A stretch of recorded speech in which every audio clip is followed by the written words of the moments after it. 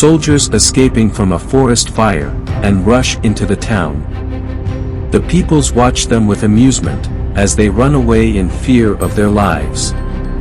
The crowd gathers, and people start sharing imaginative stories about the soldiers. An elderly man from the crowd walks up to one soldier and asks what happened. The soldier explains that they went to kill a princess but got trapped by a sudden forest fire, and he says further that wild animals had attacked his previous group when they tried to harm a princess. Hearing this, the old man tells everyone about Princess Jane's miraculous powers, and God's was helping her. The crowd immediately starts chanting in support of Princess Jane, and against the tyrant Tyrus. News of the princess spreads quickly throughout the country, with both supportive and opposing chants. Nadia, flying behind the soldiers, becomes furious upon hearing support for the princess from a tower. Draven, after witnessing the soldiers burned by the fire, walks through the forest and reaches his house. He finds Jane and Tova conversing under a tree. As he approaches them, the Tova notices a slight change in his expression. The Tova asks, "Why do you seem nervous, Draven?" "Mom, you used to say that there's no one else in this world except us two. But now, this new girl has arrived. And today, hundreds of people came near our forest. They had strange weapons I'd never seen before." Nervously, the Tova stands up and asks, "What are you saying?" "Hundreds of people entered this forest. Many died, and some escaped. A fire surrounded them, and they were trapped. However, a miracle suddenly happened from the sky right at that spot. Rain put out the fire, and everything seemed magical," he explains. "Mom," he said angrily, "what's happening here?" Tova replied, "Yes, something is happening, but I don't understand what." "Maybe she knows," Jane hesitated, then she said didn't know anything. Draven spoke up, "Mom, people are looking for her." "Are you saying that?" He pointed at Jane, "Do you know anything?" Fear showed on Jane's face. Tova replied firmly, "I didn't say that.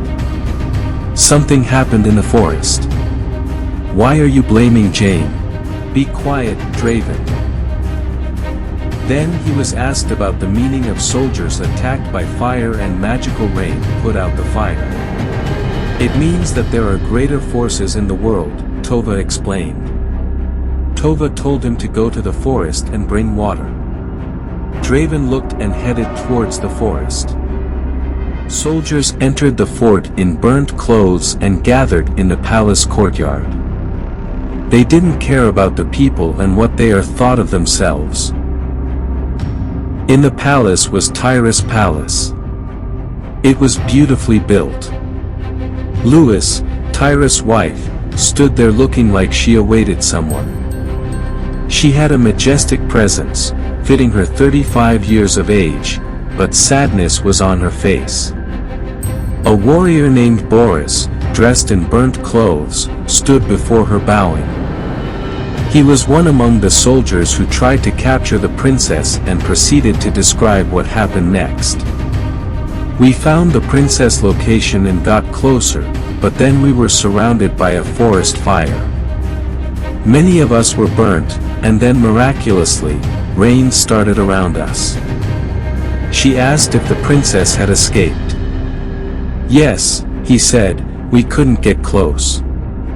May God protect her, she said. Lewis mentioned that Princess Jane should become queen.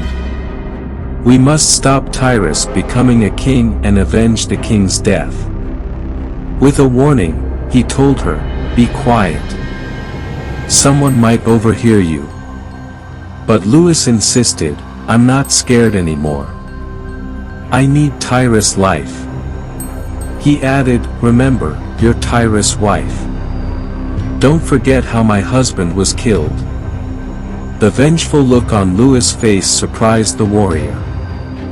In a quiet voice, he answered, I haven't forgotten, and I will never forget my friend Nikol's death." And Boris left the palace. Outside the palace, soldiers are standing.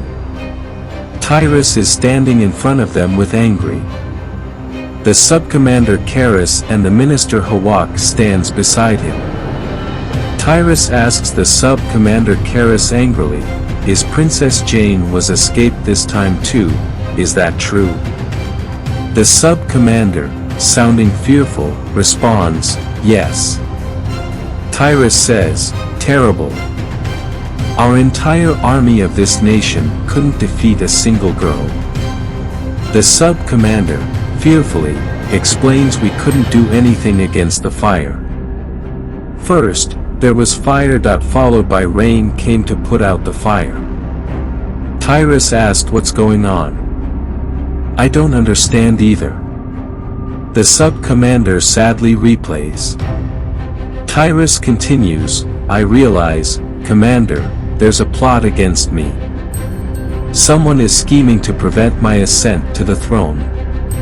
He turns to the minister Hawak and demands, "I want to be crowned tomorrow, make the arrangements immediately."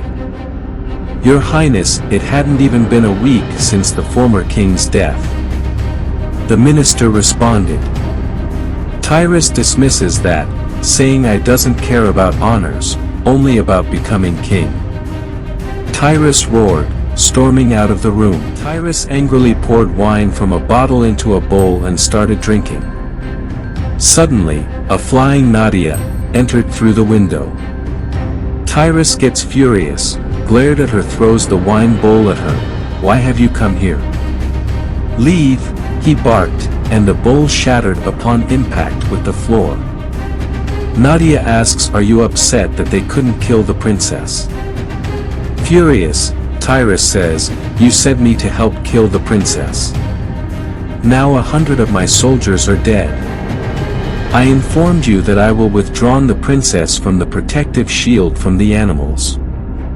I revoked the protection, and I cannot be blamed for the fire," Nadia explained. "Then who's responsible for the fire?" He raises his sword angrily. Tyrus threatens with his sword, wanting to know the truth. Angrily, Nadia says, "I brought the rain to put out the fire." When Tyrus questions who started the fire in the first place, Nadia refuses to tell him, saying you should figure it out and save your own life. Determined, Tyrus declares, "I will find out. I don't need your help anymore. It's because of you that the nation now knows Princess Jane alive, and the people support her. I'll handle this myself. Now leave." Before leaving, Nadia warns, "I'll tell you one thing. You have 24 hours to live. There's a conspiracy to kill you."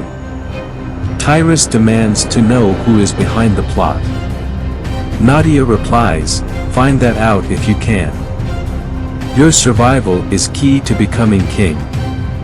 With that, she flies out of the window. Seeing her, Tyrus starts searching for answers, wondering who could be conspiring to kill him.